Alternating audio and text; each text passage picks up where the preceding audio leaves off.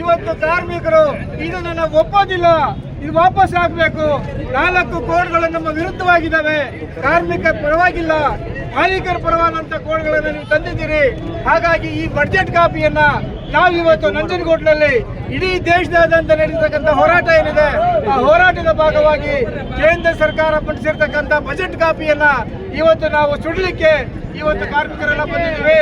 ಅದನ್ನ ಇವತ್ತು ನಮ್ಮ ಸಂಗಾತಿ ಸುನಂದ ಅವರು ಸುಡಬೇಕಂತ ಹೇಳ್ತೇನೆ. ಬಜೆಟ್ ಅಲ್ಲಿ ದುಡಿಯುವ ವರ್ಗವನ್ನು ಕಡೆಗಣಿಸಿರುವ ಸರ್ಕಾರಕ್ಕೆ ಹೇಳಿ ಧಿಕ್ಕಾರ. ಬಜೆಟ್ ಅಲ್ಲಿ ಕಾರ್ಮಿಕರನ್ನು ಕಡೆಗಣಿಸಿರುವ ಕೇಂದ್ರ ಸರ್ಕಾರಕ್ಕೆ ಹೇಳಿ ಧಿಕ್ಕಾರ. ಬಜೆಟ್ ಅಲ್ಲಿ ಕಾರ್ಮಿಕರನ್ನು ಕಡೆಗಣಿಸಿರುವ ಸರ್ಕಾರಕ್ಕೆ ಹೇಳಿ ಧಿಕ್ಕಾರ. ಬಜೆಟ್ ಅಲ್ಲಿ ಕಾರ್ಮಿಕರನ್ನು ಕಡೆಗಣಿಸಿರುವ ಸರ್ಕಾರಕ್ಕೆ ಹೇಳಿ ಧಿಕ್ಕಾರ. ಜಿಂದಾಬಾದ್ ಜಿಂದಾಬಾದ್ ಜಿಂದಾಬಾದ್ ಜಿಂದಾಬಾದ್ ಜಿಂದಾಬಾದ್ ಜಿಂದಾಬಾದ್ ಜಿಂದಾಬಾದ್ ಜಿಂದಾಬಾದ್ ಜಿಂದಾಬಾದ್ ಜಿಂದಾಬಾದ್ ಜಿಂದಾಬಾದ್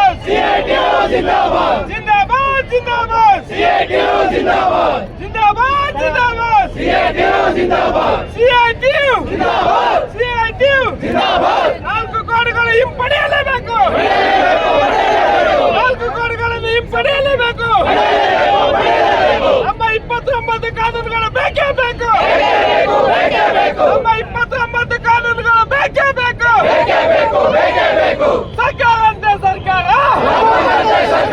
ಸರ್ಕಾರ ಅಂತ ಸರ್ಕಾರ, ಯಾತಕ್ಕಾಗಿ ಹೋರಾಟ, ಹೋರಾಟ, ಹೋರಾಟ, ನ್ಯಾಯಕ್ಕಾಗಿ ಹೋರಾಟ, ಹೋರಾಟ, ಹೋರಾಟ, ಎಲ್ಲಿ ತನಕ ಹೋರಾಟ, ಯಾತಕ್ಕಾಗಿ ಹೋರಾಟ, ಯಾತಕ್ಕಾಗಿ ಹೋರಾಟ, 4 ಕೋಟಿಗಳನ್ನು ಹಿಂಪಡೆಯಲೇಬೇಕು.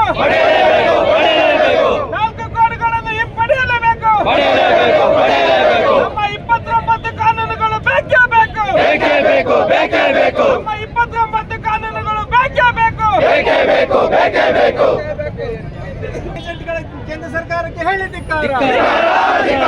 ಮಾಲೀಕರ ಕೇಂದ್ರ ಸರ್ಕಾರಕ್ಕೆ ಹೇಳಿ ಧಿಕ್ಕಾರ.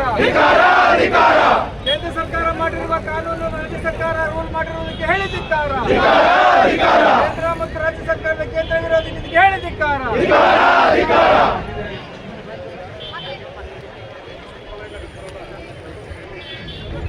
ಇವತ್ತು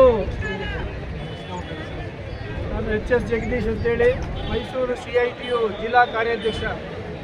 ಇವತ್ತು ಕೇಂದ್ರ ಸರ್ಕಾರ ಏನು ಕಾರ್ಮಿಕ ವಿರೋಧಿಯಾದಂಥ ನೀತಿಗಳನ್ನು ಅನುಸರಿಸ್ತಾ ಇದೆ. ಕಾರ್ಮಿಕರು 47ರಿಂದ ಅಂಬೇಡ್ಕರ್ ಅವರ ಕಾನೂನುಗಳನ್ನು